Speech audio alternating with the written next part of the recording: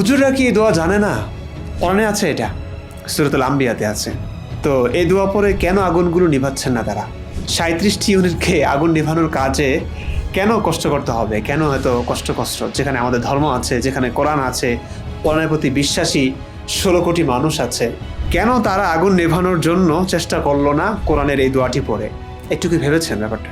ধর্ম কোনো কাজেই লাগে না, শুধুমাত্র কাজে লেগেছে নবীর অসংখ্য বিয়ে, দাসী সেক্স আর কাফেরদের সম্পদ লুট করার জন্য লেগেছে আর কি ধর্মটা।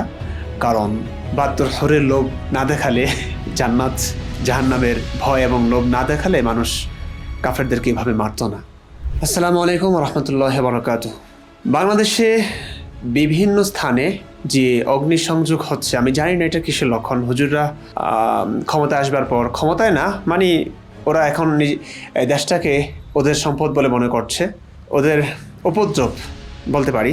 আমি জানি না আসলে বাংলাদেশে এখন যে হুজুরদের উপদ্রব চলছে, হুজুরদের জয় জয়কার, পুরো দেশটাকে হুজুররা নিজেদের সম্পদ বলে মনে করছে। আল্লাহ রসুলের ভূখণ্ড তো তারা মনে করেই। তো এই হুজুররা, এত হুজুরদের উপদ্রব, এত হুজুরদের আস্ফালন, হ্যাঁ, দেশটা মনে হচ্ছে এখন হুজুরদের হাতেই। তো হুজুররা ক্ষমতা আসবার পর দেশের বিভিন্ন জায়গায় এত অগ্নিসংযোগ কেন হচ্ছে? আল্লাহর গজব কি শুরু হয়েছে? আমি জানি না আসলে। তো যাই হোক, এটা বিশাল বড় একটা ক্ষতি, কোটি কোটি সম্পদ নষ্ট হয়েছে। এটা তো নিঃসন্দেহে একটি দুঃখজনক ঘটনা আমাদের জন্য। ব্যাপার হচ্ছে হুজুররা, আমি আপনাদেরকে একটু দেখাচ্ছি আগুন নেভানোর দোয়া। সাধারণ মানুষ যে কী পরিমাণ বিশ্বাস করে এগুলোতে দেখুন। কুলনা ইয়া নারু কুনি বারদান ওয়া সালামান আলা ইব্রাহিম, এটি আগুন নেভানোর দোয়া। নানান বইতে এগুলো আপনারা পাবেন। কোনো স্থানে অগ্নিকাণ্ড দেখলে আল্লাহু আকবার পরে মাটির চাকায় ফুঁক দিয়ে আগুন নিক্ষেপ করবে, এ দোয়াও পড়বে। তো এই দোয়া পড়লে আগুন নিভে যাবে আর কি। হুজুররা কি এই দোয়া জানে না? কোরআনে আছে এটা, সূরাতুল আম্বিয়াতে আছে। তো এই দোয়া পরে কেন আগুনগুলো নিভাচ্ছেন না তারা? ৩৭টি ইউনিটকে আগুন নিভানোর কাজে কেন কষ্ট করতে হবে? কেন এত কষ্ট যেখানে আমাদের ধর্ম আছে, যেখানে কোরআন আছে, কোরআনের প্রতি বিশ্বাসী ১৬ কোটি মানুষ আছে, কেন তারা আগুন নেভানোর জন্য চেষ্টা করলো না কোরআনের এই দোয়াটি পড়ে? একটু কি ভেবেছেন ব্যাপারটা? জানি যে উত্তরগুলো দিবেন গোঝমিল ছাড়া কিচ্ছু না ভাই, ধর্ম কোনো কাজেই লাগে না, শুধুমাত্র কাজে লেগেছে নবীর অসংখ্য বিয়ে, দাসী সেক্স আর কাফেরদের সম্পদ লুট করার জন্য লেগেছে আর কি ধর্মটা। কারণ ৭২ হরের লোভ না দেখালে, জান্নাত জাহান্নামের ভয় এবং লোভ না দেখালে মানুষ কাফেরদেরকে এভাবে মারত না।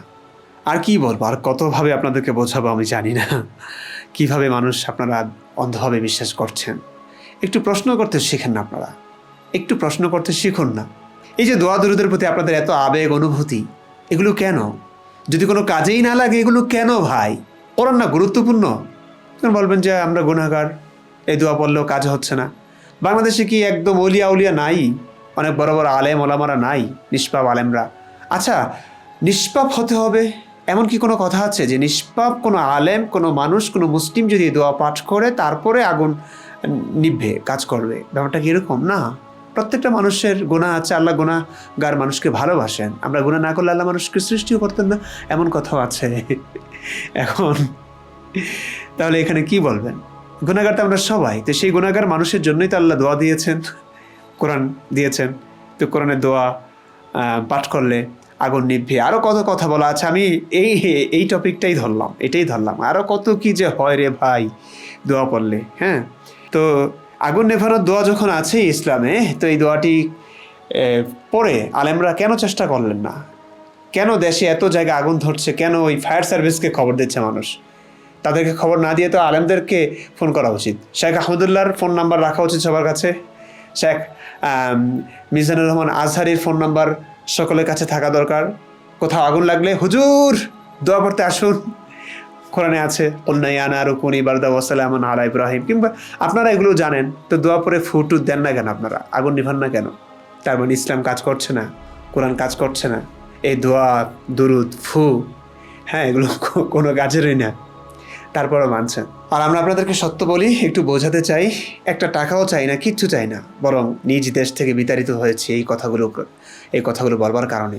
কত কি সব হারিয়েছি, তারপরও আমরাই খারাপ হয়ে গেলাম। কেন করবে না ধর্ম ব্যবসা মানুষ? আপনারা যতদিন না সতর্ক হবেন, একটু সজাগ হবেন, ততদিন চলবে এই ব্যবসা।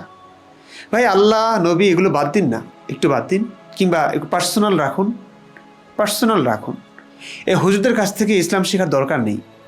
নিজে কোরআন হাদিস একটু পড়ুন, পুরো ঘাটাঘাটি করুন, দেখবেন হাজার অসঙ্গতি ভুলে ভরা। নবীকে আপনিও দেখেননি, নবীর সঙ্গে আমার শত্রুতা কেন থাকবে? আল্লাহ যিনি আমাকে সৃষ্টি করেছেন, চোখ নাক কান দিয়েছেন, তার প্রতি আমার শত্রুতা কেন থাকবে ভাই? ব্যাপার হচ্ছে আল্লাহর অস্তিত্ব সম্পর্কে আমি কোনো প্রমাণ পাই না। নবীর কাছ থেকে শুনেছি নবী যে ভণ্ডামি করেছেন আল্লাহর নাম করে, এগুলো আমি বুঝেছি। দিবালোকের না স্পষ্ট এগুলো, কিন্তু আপনারা বুঝতে পারছেন না, এগুলো আপনারা বুঝবারই চেষ্টা করছেন না। এই কারণেই শত শত ধান্দাবাজ তৈরি হচ্ছে। তারা বুঝেও আপনাদের কাছে ব্যবসা করছে, আপনাদের পকেটের টাকা তাদের পকেটে তারা নিচ্ছে ধর্মের কথা শুনিয়ে। কী আর করবে তারা? আপনারা বোকা, আপনারা সরল, আপনারা বুঝতেই চান না, কোরআন হাদিস পড়তেই চান না, আলেমদের কাছ থেকে শুনতে চান, ইসলাম মানতে চান। এই কারণেই তারা এমনটা করছেন, কিছু করার নেই।